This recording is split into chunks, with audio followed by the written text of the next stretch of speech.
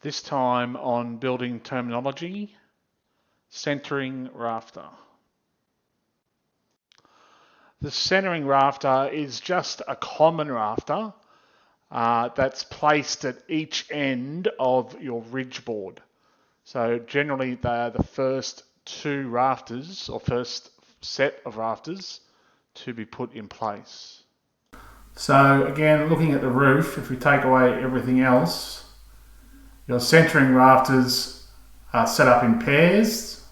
They're just a normal common rafter, but it's the position that makes them a centering rafter.